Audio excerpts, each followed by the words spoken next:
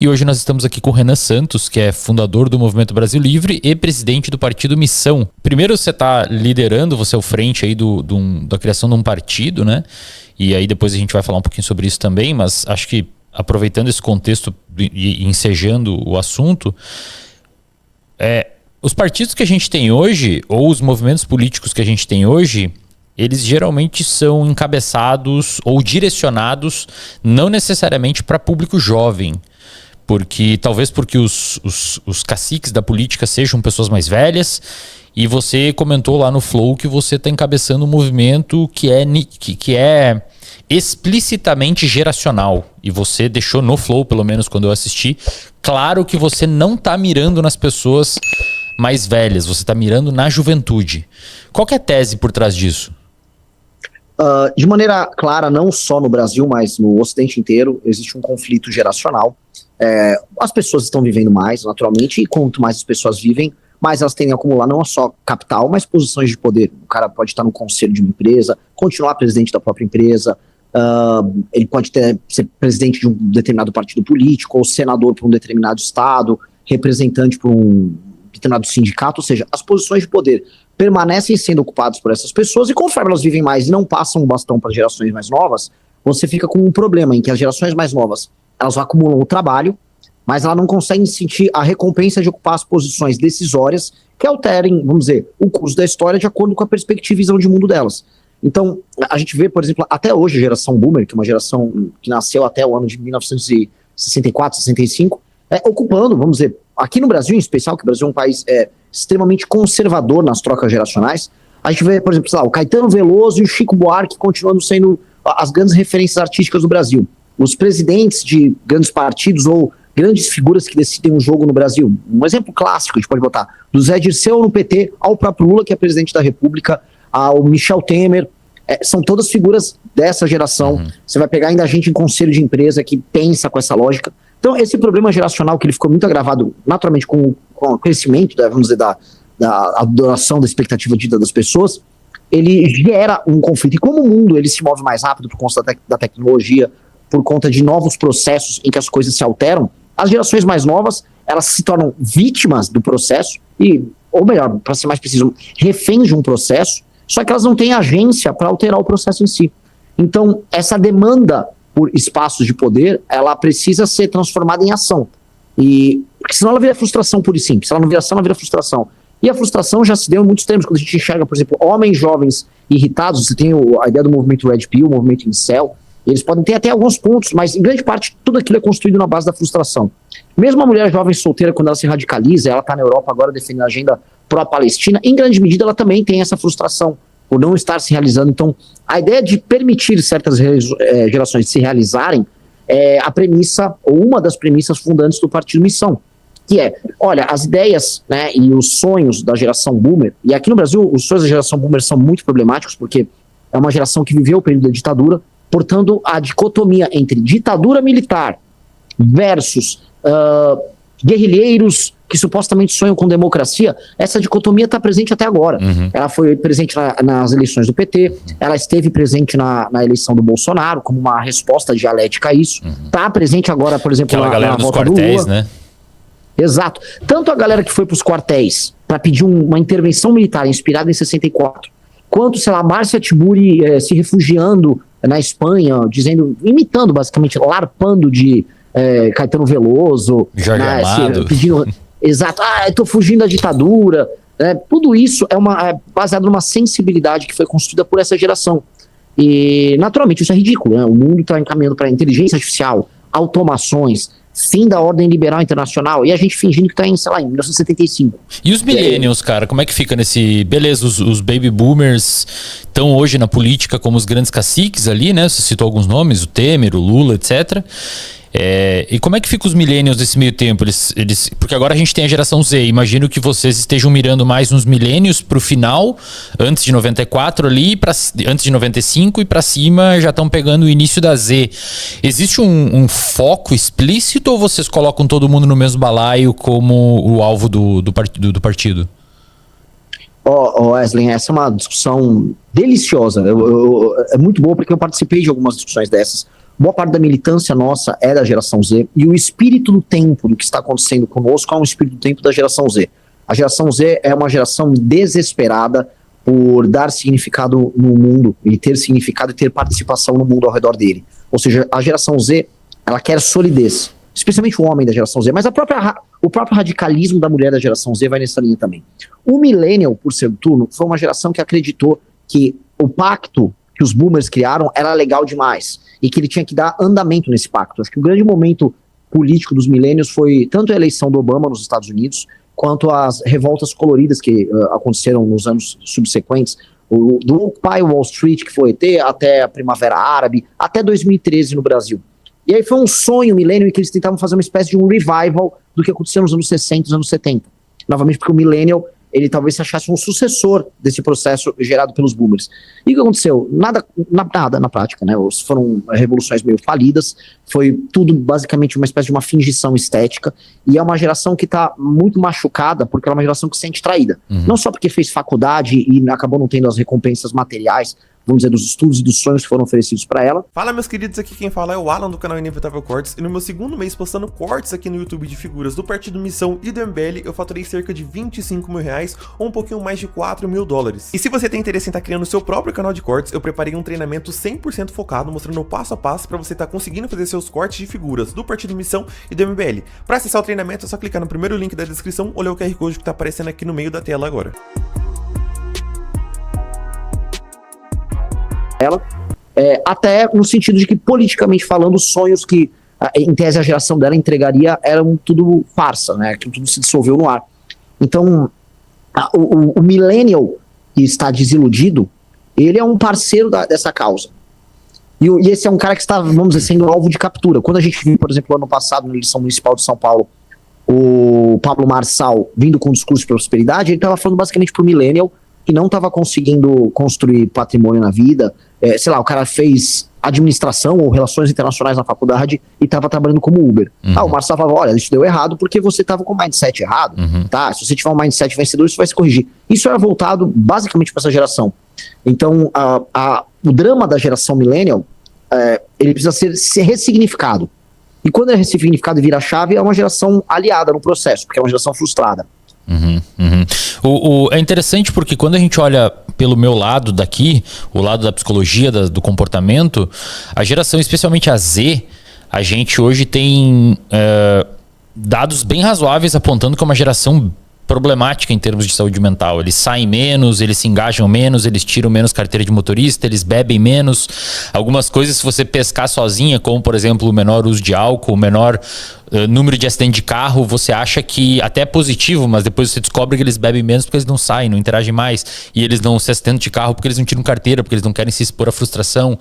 Então tem uma série, até o próprio Jonathan Haidt, que eu já vi você citar, ele escreveu um livro no trabalho recente, monumental dele, intitulado Geração Ansiosa, que ele faz um levantamento abissal da literatura científica e mostra de uma maneira quase inequívoca, embora exista uma discussão acadêmica sobre se é causal ou não, mas ele mostra uma relação muito forte entre o surgimento em 2010, 2011 do iPhone com aplicativos ali e quando isso se espalhou pelo mundo, com a piora de vários indicadores de saúde mental, principalmente da geração Z, que não brinca mais na rua, não se expõe mais a risco e etc. É curioso porque quando a gente olha do lado de cá a geração Z, os dados que a gente lê indicam, claro que a gente está fazendo uma transposição grotesca, mas indicam que é uma geração que estaria nem aí para política. Que na verdade está nem aí para, cara, interagir socialmente, sair, sabe? A gente está indo, por conta do mais fácil acesso à tecnologia, principalmente na classe média, a gente está indo caminhando pro lado daquela galera do Japão, que já não sai mais de casa, que desistiram da vida social, que querem só home office. O que você está dizendo é que uma vez que você paute essa galera, talvez eles engajem, é isso? Porque como eles estão em casa, eles estão cronicamente online, eles começam a encontrar no universo que eles estão inseridos, especialmente no universo dos games, esse universo cronicamente online, o universo dos edits, dos vídeos que eles acompanham, vamos dizer, um conjunto de signos que eles transformam num todo coerente. Então, são pessoas que olham para o passado e tentam reconstruir, vamos dizer, a ideia de um passado glorioso a ser buscado. Então, boa parte, por exemplo, da direita americana e europeia se construiu através de edits, através de, vamos dizer, simbologia oriunda de videogame, dos animes que eles assistem. Então, para a geração Z, o anime é uma coisa muito poderosa. Então, especialmente para esse homem da geração Z, aquele mundo que ele acompanha, que ele vive no quarto dele, gera uma sensação de dever ser. Eu tenho que me aproximar daquele mundo. E essa frustração entre assistir aquilo e não realizar começa a se transformar em organização política sempre digital. Então tem uma diferença muito grande, por exemplo, no tipo de mobilização que você vai fazer com a geração Z, com as gerações anteriores. Né? O bolsonarismo, por exemplo, os boomers, então tinha muito encontro, né? Encontro físico. O evento dos bolsonaristas era uma manifestação, eles ficavam dançando que país é esse, cantando o hino. Então era sempre uma coisa física, encontros, não necessariamente de bom gosto, mas em resumo, tem uns encontros, né? Da geração Z, esses encontros são virtuais. E esse fenômeno, ele gera essa espécie dessa idealização, e a idealização gera coisas até estranhas. Qual é o elemento muito estranho, por exemplo, que tem na geração Z? Os groypers nos Estados Unidos tem um fenômeno muito novo. A gente tem um ativista que chama Nick Fuentes, um rapaz muito problemático em termos de discurso. Ele em si é muito problemático, porque ele é um rapaz que aparenta ser um rapaz branco, mas ele é um rapaz hispânico, e ele é supremacista branco, antissemita, ao mesmo tempo em que ele mobiliza vários jovens hispânicos, filipinos, indianos, né, ou seja, não brancos ali nos Estados Unidos, dentro da classificação ali norte-americana, para um discurso supremacista branco e anti-imigrante, sendo eles próprios não brancos e imigrantes. E esses caras, qual o referencial que eles trabalham? O referencial medieval, ou Roma, Caramba, que confuso, né, cara? Muito confuso. Então, eles se sentem como se fossem soldados de segunda categoria de uma causa de terceiros, né? Vamos dizer, da ideia própria de uma América, sendo que nessa própria ideia eles não estão inseridos. Se você vai ver os perfis digitais de boa parte dos groypers, são perfis que parecem, sei lá, ser o Siegfried, sabe? Um herói germânico do período da Idade Média, mas na verdade é o Pajit, que é um indiano. Esta confusão justamente tem a ver, a meu ver, isso é um feeling, sobre o que é identidade digital, né, como o cara se vê naqueles ambientes digitais, e o que é ele por trás da câmera, que começa a se tornar só, vamos dizer, um indivíduo atomizado, solitário. Então, como hoje as disputas políticas estão muito no campo digital, na verdade o que a gente está vendo são os avatares digitais dessas pessoas adquirindo as características do que elas gostariam de ser, pintando o mundo que deveria ser na cabeça deles, e aí atuando politicamente, gerando resultados concretos no mundo real, né? E esse é o jogo que nós vemos. Assim, esse é um jogo muito novo, muito difícil de ser entendido. Pois é, mas daí você ataca o avatar dele ou você tenta alcançar a pessoa física em termos de ideias? Esse é um fenômeno que no Brasil, o fenômeno groyper, ele começou a chegar agora. Mas eu digo até, perdão, Renan, eu digo não necessariamente esse fenômeno, mas eu imagino que se a gente diminuir um pouquinho o volume, isso deva acontecer em algum grau, sei lá, cara, até com os bolsonaristas, até com os comunistas, deve ter uma galera ali dentro que tem um avatar online e por fora ele sabe ou nem acredita naquilo. Geralmente, não. Você tá atacando qual universo ali? Veja, essa é outra discussão que eu acho sensacional, Wesley, sobre avatares digitais. Eu acho que as pessoas se confundem com o avatar digital dela, e eu acho que o avatar digital dela começa a determinar quem ela é. E eu acho que para as pessoas que elas nasceram online e não se tornaram online, né, um boomer, ou mesmo eu e você, a gente foi de uma geração que se tornou online. A pessoa que nasceu online, cada vez mais a condição dela, enquanto ser humano, é determinada pelo avatar, pelas experiências do avatar. Essas pessoas têm dores pelo que acontece com o avatar. Então, eventualmente, um avatar é cancelado. Veja, é um conjunto de pixels com uma programação determinada que foi cancelado numa tela. Você tá lá, ainda vivo. Então, o cara toma um cancelamento e ele sente fisicamente o cancelamento. A ansiedade, a dor, depois vem uma depressão. Ou seja, o cara vai viver no corpo físico os efeitos daquele avatar. Que é ele, pode ter até o nome dele, ou às vezes é só um perfil fake que ele usou para se proteger. Mas na prática, né, o avatar condiciona o eu. O avatar condiciona aquela pessoa. E aquela pessoa hoje é cada vez mais condicionada ao avatar. Um exemplo que eu sempre dou, assim, quando teve o cancelamento do Arthur Duval, quando a gente voltou da Ucrânia, eu também fui muito cancelado. E na internet eu entrava assim, era né, uma paulada muito grande na gente. Aí eu lembro que eu tava morando num apartamento ali perto da região do Brooklyn, em São Paulo.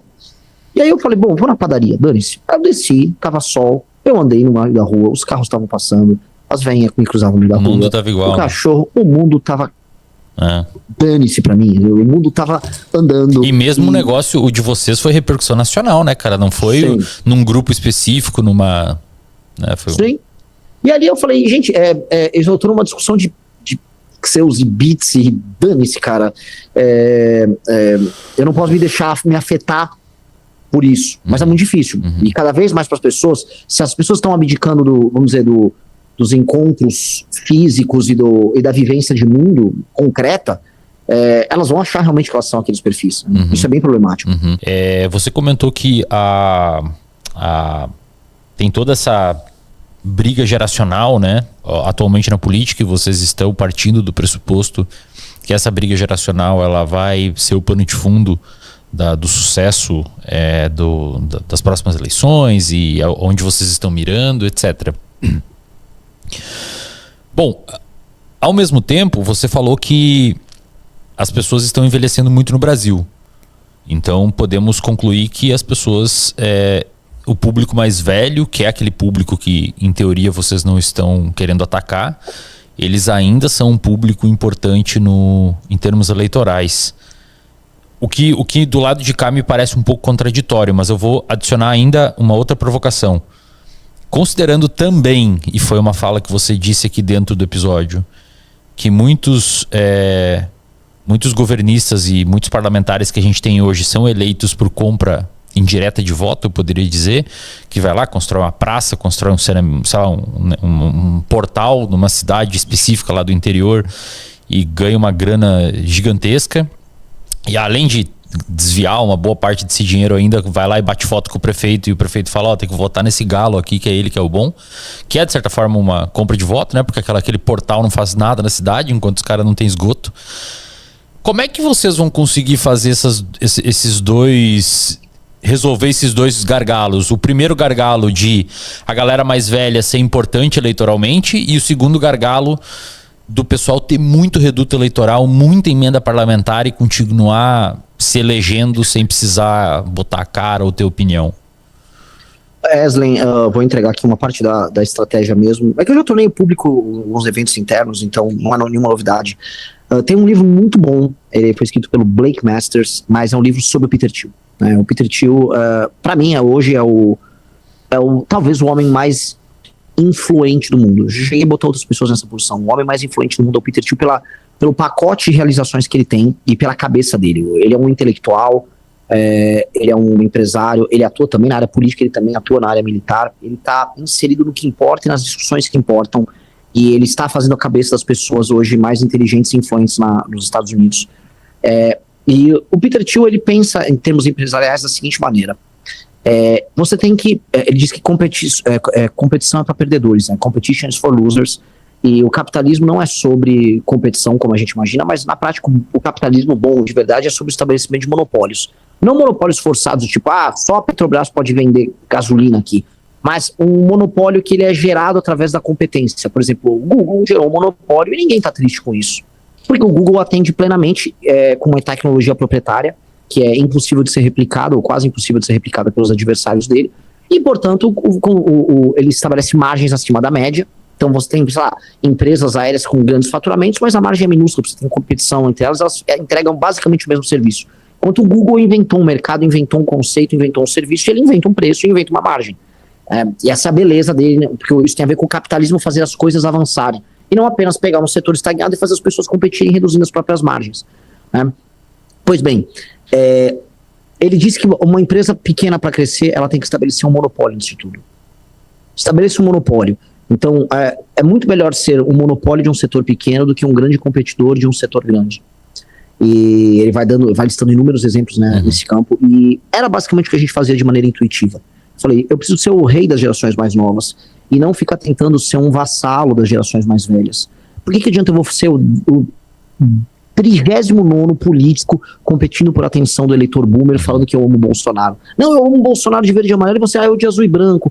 Eu sou a mulher do Bolsonaro e você, eu sou o gay do Bolsonaro e você, eu sou o negro do Bolsonaro e você, eu sou o trans do Bolsonaro. Não vou. Eu vou fazer uma coisa nova para um público novo, menor, mas por ser proprietário da própria tecnologia, um modelo fechado, dono da própria linguagem, inovador na própria linguagem, eu estabeleço um monopólio nesse campo. E ao estabelecer um monopólio nesse campo, minhas margens são maiores. Então, politicamente falando, os ganhos que a gente tem com o nosso público são muito maiores do que o bolsonarista tem puxando o saco do Bolsonaro, por mais que ele esteja no mercado maior. Isso faz com que, e a gente percebe esse paradoxo, mesmo sendo muito menor em volume total do que os bolsonaristas, a gente é tão relevante quanto eles no debate público. Então tem algo de estranho. Como é que eu posso ser tão menor, mas tão relevante quanto ele? É porque as margens políticas que ele estabelece são menores. E aí, em termos eleitorais, pois bem, há 2 eleições. Uma é a eleição no primeiro turno, outra no segundo turno. No primeiro turno é como se fosse uma prévia da direita. E se eu fecho o público millennial e o público da geração Z, isso vai me dar uma massa crítica grande o suficiente, não só para mim, mas para os candidatos ao governo que a gente vai ter, de estarem muito bem posicionados nas pesquisas e permitir que aí um cara da geração X, um cara da geração Boomer, venha conhecer e ser influenciado pelas nossas ideias. Então a gente se coloca numa posição melhor para as disputas. Eu tenho certeza que isso seria muito mais difícil para a gente se a gente ficasse sendo a 5ª ou 6ª opção do eleitor mais velho. Que esse é o problema. Quando eu vejo, por exemplo, os outros candidatos a presidente, todos se juntando para falar que o tema principal deles é a anistia Bolsonaro. Pô, por que eles estão falando isso? O cara que é motoboy, ele tá preocupado com a anistia do Bolsonaro? O garoto que tá montando uma startup, a preocupação dele na anistia do Bolsonaro? Não é. As gestões falavam, não é. A véia que tá presa lá. Cara, isso é preocupação dos velhos que acompanham a Terça Livre. Não é preocupação do mundo lá fora. Terça Livre. Isso é preocupação deles, são as neuras deles. Então, quando eu vejo o Caiado, o Ratinho, o Zema, o Tarcísio só falando em Bolsonaro, todos lutando para ter o aval do Bolsonaro, é lógico, eles querem ser, né, vamos dizer, um competidor num universo congestionado de candidaturas, pegando um validador ali. E nós falamos, quero que o Bolsonaro se dane. Quem falou que quer que o Bolsonaro seja preso? A gente está em outra.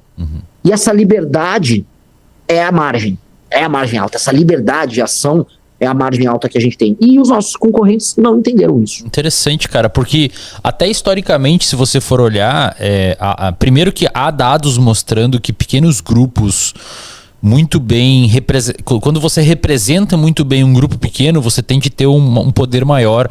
É por isso que muitos deputados, por exemplo, se elegem falando que vão defender o direito de um animal específico. É porque não tem mais ninguém que defende aquele animal. Então todo mundo que concorda com aquilo vota nele. Diferente de você pegar, por exemplo, o resultado até de alguns, já que a gente falou sobre isso, comunistas, web comunistas que se popularizaram na internet nas últimas eleições.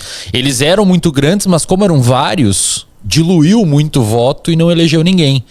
Então, até na Constituição de 88, salvo engano, você tinha algumas associações muito específicas que conseguiam pautar a inclusão ou o debate da entrada de alguma lei lá na Constituição de 88, mas era um bagulho específico, tipo a Associação dos Padeiros de não sei aonde, porque eles se reuniam muito, enviavam muitas cartas ao mesmo tempo, eram muito leais entre eles e eles acabavam influenciando mais do que grupos dispersos desorganizados. É meio que o que você aparentemente está tentando fazer, só que esse grupo específico é uma geração, né? Exato. E, Erlen, ampliando isso, né?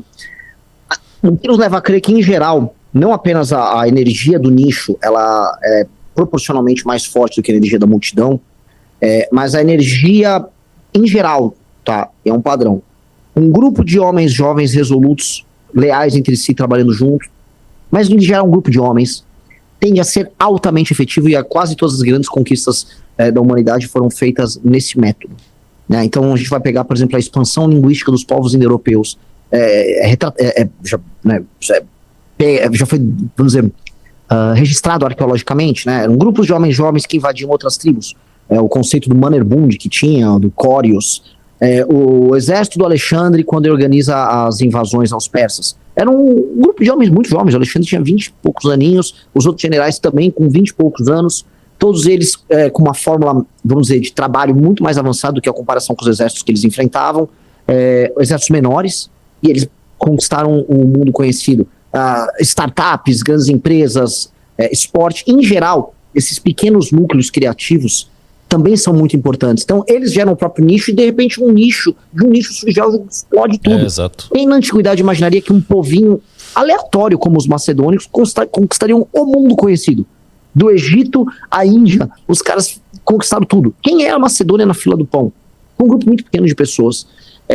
Eu acho que esse tipo de coisa é muito, muito interessante, porque talvez a grande base inovadora da humanidade está neste conceito. Esse vínculo de lealdade em um grupo muito pequeno, específico de pessoas que têm uma ideia divergente. Então, é um processo criativo. E esse processo criativo divergente, que está querendo provar a tese, às vezes só porque quer provar a tese dele, ele vai se encarar o mundo com uma, vamos dizer, com uma expectativa muito otimista sobre o que vai fazer e ou ele tem grandes desastres ou ele tem grandes vitórias.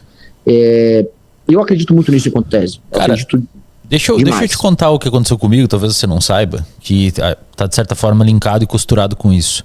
Em 2022, eu abri um clube de aulas chamado Reservatório de Dopamina, e o meu objetivo foi início de janeiro de 22. O meu objetivo era colocar 1.000 pessoas como aluno até o final de 2022, ou seja, meu objetivo era ter 1.000 inscritos, 1.000 assinantes em um ano. Era R$19,90, R$29,90 por mês nos planos ali. Para eu conseguir pagar meu aluguel, meu custo de vida e continuar clinicando, né? Cara, o que rolou? Acabou aquele primeiro ano, eu tinha 80.000 assinantes. 80.000 assinantes ativos. Aí deixa eu te explicar o que eu fiz. Olha que louco. Engraçado. Eu assisti primeiro que eu li o livro do Steve Jobs, do Walter Isaacson, o biógrafo. Tem vários, mas tem que ser o do Walter Isaacson, porque ele viveu com o cara e tal, é aquele de capa branca. O Steve Jobs, ele teve uma ideia de marketing em 1984. Em 1983, no Super Bowl, ele exibiu um comercial que tem disponível no YouTube, onde está o Big Brother do 1984, livro de George Orwell. Tá o Big Brother na tela, um monte de gente careca olhando e ouvindo ele dar um sermão. Entra uma mina com cabelo moicano punk roxo, girando uma marreta e quebra a tela. E a propaganda, a frase que aparece depois de uma voz rouca é Apple. Você vai entender o porquê 1984, que era o ano que vinha depois, não será como 1984 em itálico, que é o título do livro de George Orwell. Porque na época a IBM queria monopolizar e formatar a experiência do usuário dentro dos computadores.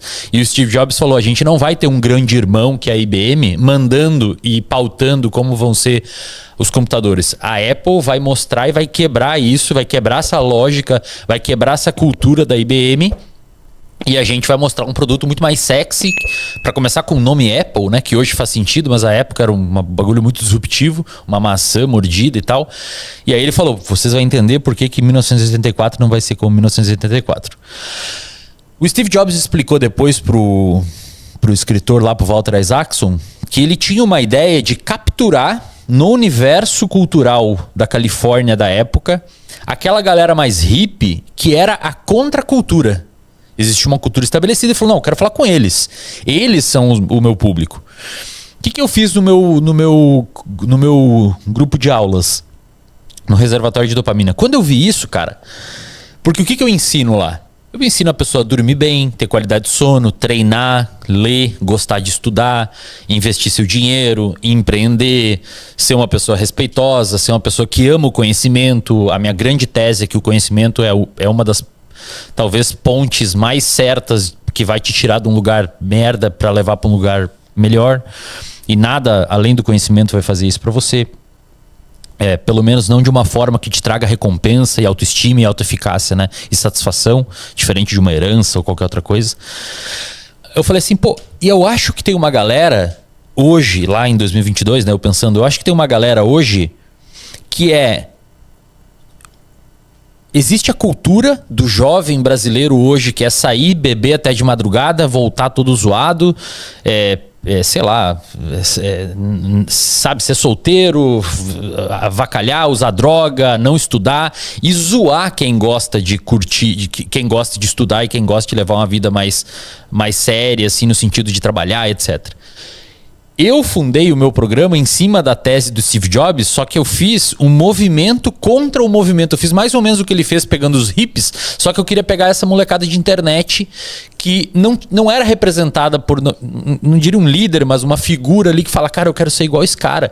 Esse cara acha legal estudar e acha cool, acha sexy, ficar lendo e ser um cara mais intelectualizado e cuidar da cabeça e da saúde mental e ter paz e tal. E eu hoje, olhando para trás, eu acredito a essa estratégia eu ter conseguido fechar o ano com 80.000 assinantes. Porque eu consegui, de certa forma, representar um grupo de pessoas, não necessariamente uma geração, mas um fragmento dentro de uma geração que estava perdido, cara. Isso é muito forte. É um movimento de tribo muito forte. É muito forte isso. É quase o equivalente a uma torcida de jogo de futebol, um movimento político. É uma coisa muito forte. Tanto é que hoje as pessoas tatuam a nossa marca. É um bagulho bizarro, cara. É um movimento bizarro, assim. Muito bizarro. E aí, pelo que eu tô percebendo, é mais ou menos por esse caminho que o movimento de vocês está indo, né? Uma representação de tribo mesmo para tentar pautar o que acha correto, né? Exato, e você vai ver, assim, a história que você contou, ela tem vários spin-offs que a gente pode fazer na conversa, né? Primeiro até, assim, o hippie, em certa medida dessa geração, acaba sendo os caras que você está buscando, porque a contracultura dessa geração é a negação dialética da cultura anterior. Exatamente. Né? E é muito interessante, porque se a gente olha a seguinte coisa, o boomer, ele vive o movimento hippie como negação, né, enquanto contracultura, da geração mais conformista da história, que era a geração anterior, que é a geração silenciosa. Aí você tem a geração X, que ela, não, vou trabalhar muito, a geração que quer ganhar grana e se profissionalizar, que teve os yuppies e tal. A geração X, ela nega, né, demais dialeticamente isso. Aí vem o millennial, e o millennial, que é a minha geração, é que ele olha e fala assim, bom, eu quero negar o cara da X, eu vou buscar a autenticidade que não existe mais no meu tempo, igual a geração dos boomers fizeram, a geração hippie. E a geração Z, que é uma geração que já nasce cheia de problemas, ela olha e nega, ela olha para a geração millennial e essa coisa meio hedonista, festeira, que foi pintado como um símbolo de vida e sucesso da geração, e fala, não, calma aí, isso não se encaixa. Então a tua resposta é a resposta dialética para o problema geracional. E é uma resposta dialética correta. Porque se a gente olha, vamos dizer, um fluxo de hedonismo versus autoconstrução, naturalmente o hedonismo é como se fosse um relaxo espiritual, uma forma de, sei lá, de você fruir os prazeres, e às vezes até com uma coisa mística interessante, que eu não nego, acho que tem coisa muito interessante que acontece nesse processo, mas dito isso, materialmente e talvez em termos não só de saúde mental, mas de construção de vida inferior. E eu acho que acaba tem suas consequências. E a gente junta isso com essa questão agora do momento, né, e até voltando para o começo da entrevista, aí eu olho, por exemplo, a gente fala o problema da geração Z e o desejo dela por construir algo. É uma geração que está falando, e o que você também está pregando, e eu acho que isso ressoa muito, é sobre construção. É sobre botar, sabe, os tijolinhos corretos, os lugares corretos, e você ficar bem com a construção e estabelecendo o senso de hierarquia, senso do que é prioridade na tua vida, e senso do que deve ser feito. Isso tem um efeito muito, muito, bizarramente positivo. Aí são minhas paradas esotéricas, tá? Assim, mas eu gosto. Tem um autor que chama Georges Dumézil, ele é um autor francês, é um filólogo, ele fala de mitologia comparada, e uma das coisas legais que ele fala num dos livros, chama Mitra Varuna, ele explica assim, que a construção na mitologia dos povos indo-europeus, a construção dos tempos e os mitos ligados ao tempo se dava assim, ordem, ordem, ordem, ordem, caos. Ordem, ordem. E o caos é um fato gerador. O caos é um elemento, né? O caos ou os momentos hedonistas são momentos geradores, são momentos em que você questiona tudo, né? E aí daquilo vai ser algo novo. E um dos problemas talvez da contemporaneidade, em que a gente não tem mais escassez de produtos, de comida, né? A escassez hoje diminui cada vez mais, é que antes de você ter, né, ordem, ordem, ordem, caos, por exemplo, o carnaval, a antiga Saturnália dos romanos, era um momento de caos, né, todo um processo de ordem. Então você tinha que ter um momento de caos específico em que se invertia o poder, o rei momo como, né, o homem comum que vira o rei, essas inversões, a quebra da moral e tal. Hoje a gente vive assim, caos, caos, caos, caos, caos, caos, ordem, caos. E isso não dá pra ver. E boa parte da discussão política hoje se dá por conta disso. Porque se sente que tá tudo invertido, tá tudo amalucado. E isso gera dano para as pessoas. Eu conheço o reservatório de dopamina, eu conheço alguns fãs teus, inclusive trabalham aqui. O seu clube da luta, seu exército silencioso. Exatamente. Então, cara, isso está acontecendo. E eu acho que a gente tem que tomar uma posição sobre a construção, sobre a autoconstrução e a construção do mundo ao teu redor. Quando eu levo o discurso da favela, né? A favela como esse elemento de caos. Quando a gente fala, a favela é legal, cara, a favela não é legal. A favela é um elemento, é uma construção caótica que não tem como estar assim, ela vai gerar externalidades caóticas, aquela teoria da janela quebrada, você vê tudo quebrado ao teu redor, a tua formação de hierarquia de valor vai estar tudo errado, tudo tá errado lá na favela. Vamos botar ordem, vamos harmonizar a cabeça da galera, vamos desconstruir a favela, vamos. E aí quem vem defender, não, a favela como um conceito, a favela como uma resposta, é justamente a galera com essa mentalidade hedonista. E você acha que, aproveitando esse termo, você acha que o pessoal que, essa operação que teve no Rio de Janeiro agora, publicamente, porque eu não consigo avaliar, até porque eu tô cada vez mais ausente das redes sociais, mas você acha que, eu tive filho agora, né, cara, então é momentos que a gente quer aproveitar outras paradas, você acha que a galera tá com aprovação pública, se você tivesse que chutar um dado aí em porcentagens, quanto você acha que é aprovação e reprovação? No debate público, que não é aprovação pública, tá meio a meio, debate. Porque a esquerda tá inteira mobilizada. Na opinião pública, as pessoas estão favoráveis. Então, na opinião pública, as pessoas estão bem favoráveis. Agora, o debate tá, vamos dizer, realmente assim, sorte que você tá aí fora, porque aqui dentro tá um pega pra capar. Tá tiro, porrada e bomba. Então, de uma maneira geral, quando você, dentro dessa tua ideia de caos, ordem, etc., quando você traz um pouco de ordem, na tua análise, a opinião pública, ela relaxa, ela gosta. A opinião pública está desesperada por ordem no Brasil. Desesperada por ordem.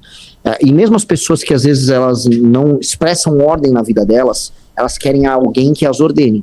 Não estou aqui, as pessoas mais humildes, mesmo as pessoas que moram na favela, elas procuram a igreja. Por que elas estão procurando a igreja? Elas estão procurando um ordenamento, elas estão precisando de ordem, me ordene. É uma vontade interna desesperada, é um grito por ordenamento. E aí por isso que eu me preocupo muito com certas denominações evangélicas que chegam nessas pessoas, estão procurando ordenamento, e o cara me dê seu dinheiro. Pô, isso é horrível, porque o papel de uma boa igreja em ordenar pessoas que estão vivendo em um ambiente de caos é muito positivo quando bem feito. Imagina, um rapaz, aquelas estatísticas que mostram. Tem uma pesquisa da GV de 2007. O rapaz que vai parar na FEBEM, 80% dos casos ele não tem a figura paterna. Aí quando pega, e a figura materna não incide tanto. E não tem nenhum dos dois. Um pouco. O maior problema é a figura paterna, a ausência da figura paterna. Então o cara, a ausência da figura paterna num ambiente conturbado, caótico, morando numa favela, tudo que esse cara precisa de ordenação. E a figura masculina com a autoridade, pra gente entender, né? Que é esse elemento ordenador. A mulher talvez sendo pensada como a natureza e o homem como a força, a ideia que ordena o caos, é necessário. Então, ou seja, o que tá precisando da questão da segurança, a questão dos brasileiros perdidos no mundo também tomado por redes sociais, ou seja, o caos aumenta, o elemento masculino ordenador hierárquico precisa chegar para contrabalancear, porque aqui em especial, mais do que qualquer outro lugar, talvez em todo o dito ocidente, que a gente nem sabe sobre o ocidente, aqui precisa de ordenamento, aqui precisa desse elemento. E as pessoas, às vezes elas não sabem articular isso, mas é o que elas querem. Elas precisam disso. Renan, deixa suas redes aí, cara. Como é que a galera consegue te acompanhar? Cara, em todas as redes eu sou o Renan Santos MBL. Então, no X, no Instagram, em todos os lugares, né? Só me procurar Renan Santos MBL e tô lá falando minhas coisas. Eu gosto muito do X. Esse é o que eu mais escrevo, mais produzo conteúdo, mas tem muitos vídeos diários no Instagram. E eu preciso crescer o Instagram, porque supostamente sendo candidato à presidência da República eu preciso ter muitos seguidores. Pois então, cara, e aí você vai fazer isso mesmo? Vai encarar essa? É o que todo mundo no time quer. Eu gosto da posição que eu tenho. Eu gosto dessa posição mais de CEO da organização. Acho que você deve ter reparado. Eu falei aqui muito mais como administrador da tese do time do que como um candidato. E eu fico mais à vontade nessa posição. Mas eu também gosto de imaginar isto sendo feito num país. E eu tenho minhas ideias e as pessoas, naturalmente, no universo do MBL, há um following nisso. E se é pra ser, então eu vou fazer o melhor que eu posso. E, cara, você vai estar numa posição nos debates um pouco confortável, porque você vai poder xingar os dois lados hegemônicos, né? Sim. Não vai precisar pagar pedágio pra nenhum deles. Vai ser uma delícia. nenhuma. Tô só anotando lá o que eles estão fazendo. Renan, obrigado demais, cara. Valeu pelo seu tempo aí. Putz, tinha um monte de pergunta pra fazer ainda. Mais pra frente a gente faz mais um episódio aí. Não, por favor, me chame de novo, foi maravilhosa a conversa. Estou implorando uma segunda vez. Vou chamar. Galera, deixe seu like aqui no vídeo, inscreva-se no canal e compartilhe com as pessoas que você acha que tem interesse. E nós nos vemos no próximo episódio. Valeu! Fala meus queridos, aqui quem fala é o Alan do canal Inevitável Cortes, e no meu segundo mês postando cortes aqui no YouTube de figuras do Partido Missão e do MBL, eu faturei cerca de 25 mil reais ou um pouquinho mais de 4 mil dólares. E se você tem interesse em estar criando o seu próprio canal de cortes, eu preparei um treinamento 100% focado, mostrando o passo a passo para você estar conseguindo fazer seus cortes de figuras do Partido Missão e do MBL. Para acessar o treinamento é só clicar no primeiro link da descrição ou ler o QR Code que está aparecendo aqui no meio da tela agora. E se você gostou desse vídeo, não se esqueça de deixar o like e se inscrever no canal. Te vejo no próximo vídeo.